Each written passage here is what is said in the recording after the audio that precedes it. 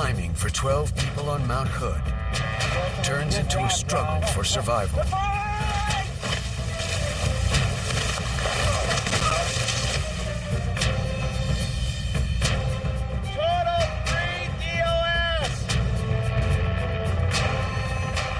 When rescuers arrive at the scene, they too become victims. Oh my goodness.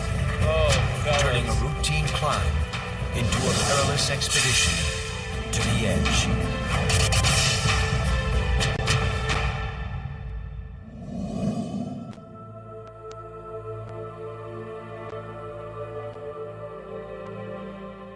Oregon's Mount Hood is the most climbed mountain in America. And worldwide, it's second only to Japan's Mount Fuji.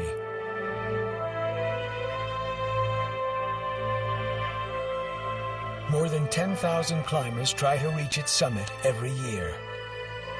The allure of Mount Hood to beginning climbers is that it looks relatively easy, but looks can be deceiving. In the last century, Mount Hood has claimed more than 100 lives. Oregon rescue units fight this statistic every day. Lieutenant Colonel, formerly Major, Dan Hokinson is the commander of Oregon's National Guard Air Rescue Team. He's in the business of saving lives. Our mission here primarily is medical evacuation, as well as high-altitude rescues of the Cascade Mountain range that we have through here in Oregon. At more than 11,000 feet, Hood creates sudden whiteouts and up to 140-mile-an-hour winds, turning deadly in a matter of minutes.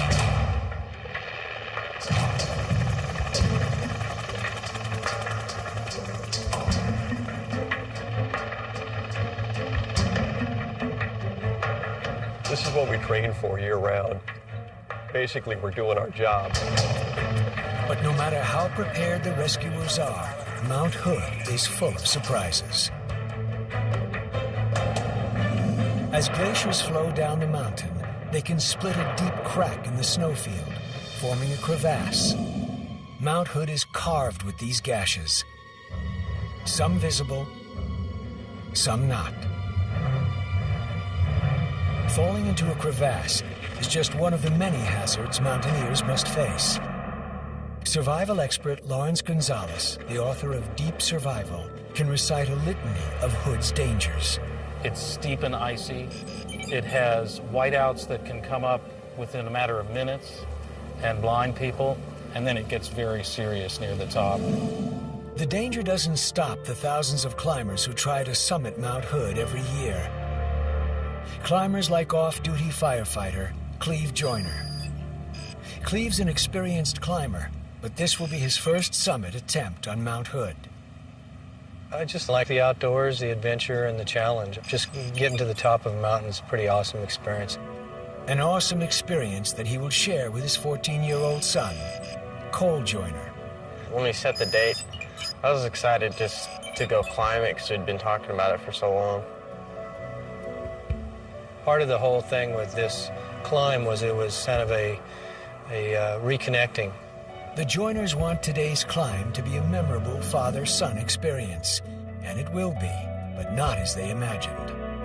Jeff Pierce was the deputy fire marshal in West Lynn, and I had noticed that he had a picture at his desk of Mount Hood, and he had this poem that later found out was from his father and he and their relationship in climbing Mount Hood and the outdoors. And I asked him about Mount Hood and told him I wanted to climb it. I told him I wanted to climb it with Cole.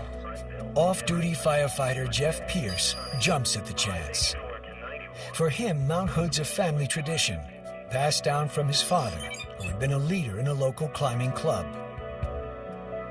It's kind of where I got my start climbing, is following him into the mountains, and unfortunately he died when I was 18. To honor his father, Jeff scattered his dad's ashes over the mountain he loved to climb. Now he prepares to return, this time with Cleve and Cole and 3 other firefighting friends. Morning! Morning. Jeremiah Moffett, off-duty firefighter, and his new girlfriend, Selena Maestas, paramedic. They met at the hospital, saving lives. I knew that she really liked hiking and camping, so I figured, hey, it's a new adventure that we can do together to start out our relationship. I'd never done any climbing in snow, so I wasn't sure how that was going to work, but I trusted in the people I was with. There is a lot at risk there on any climb, and so you want to balance your climb out. If you were to have a lot of those people inexperienced, that's a bad balance. So I usually try to find one experienced person for every newbie on the mountain. To raise the level of experience on his team, Jeff recruits another veteran climber, off-duty firefighter Dennis Butler. After their leader, Jeff Pierce, he's the most experienced climber on their team. Growing up around the area, Mount Hood's always the icon on the horizon. As Jeff's team gathers at the base, two other groups of climbers are already making their run for the summit.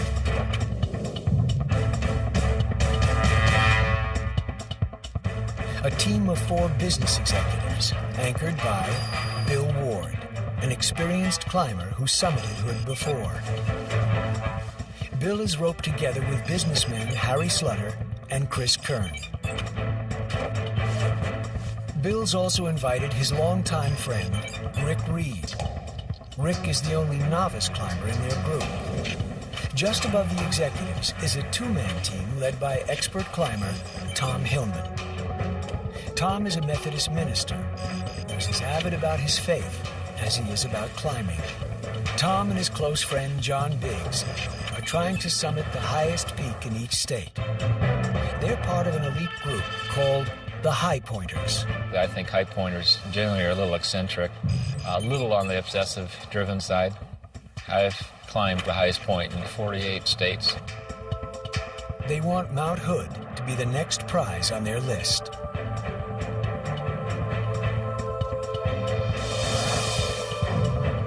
At the base of the mountain, Jeff and his team of off-duty firefighters pack tightly into a snowcat. It's a 30-minute ride up to the Palmer Glacier, where they'll begin their climb. Their mission, to summit Mount Hood and get back safely. Before their approach, Jeff collects his team to review some last-minute details.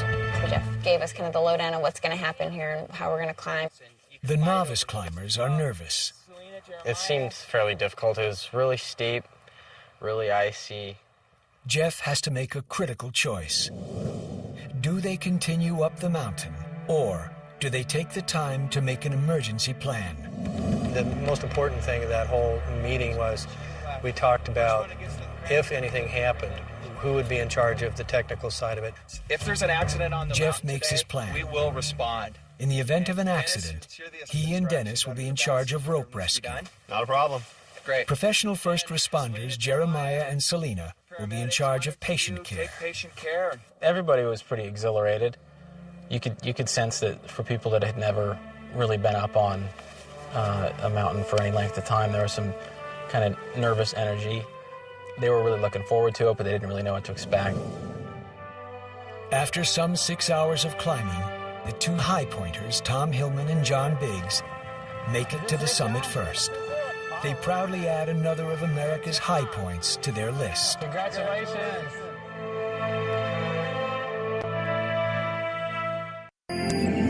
Hot on their heels is the executive team, anchored by Bill Ward. All right, good job. All right. The spectacular summit view seduces